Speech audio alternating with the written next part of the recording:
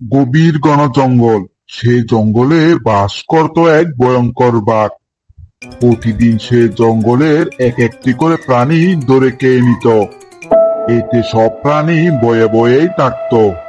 কেউ তার সামনে যেতে সাহস পেত না।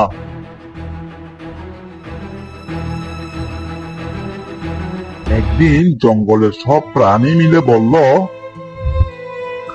রাজা মশাই, আমরা প্রতিদিন একটি করে প্রাণী পাঠাবো আপনার কাছে। তাহলে আপনি অন্য প্রাণীকে খেতে পারবেন না। পরের দিন খরগোশের পালা এলো। ছোট্ট খরগোশ ভয় পেলেও মাথায় একটা বুদ্ধি খেললো। সে খুব ধীরে ধীরে রওনা দিল বাঘের দিকে।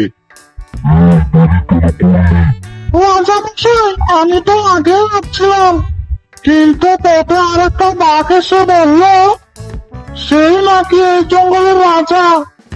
আমি তো তখন তাকে বললাম, আমাদের আসল রাজা তো আপনি।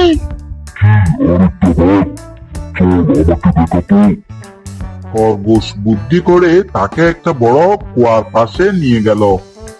খরগোশ বলল, এই যে, এখানে দেখুন, ওই বাঘটা আমাকে এখানে থামিয়েছিল। বাঘ কুয়ার ভেতর তাকিয়ে নিজের ছায়া দেখলো।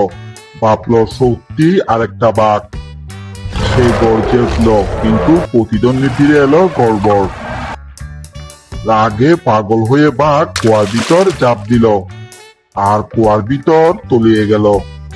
সব প্রাণী খুশিতে নাচতে লাগলো। তারা বলল, বুদ্ধিমানের জেতা সব সময়। সেই দিন থেকে জঙ্গলে শান্তি ফিরে এলো, আর খরগোশ হয়ে গেল সবার প্রিয়।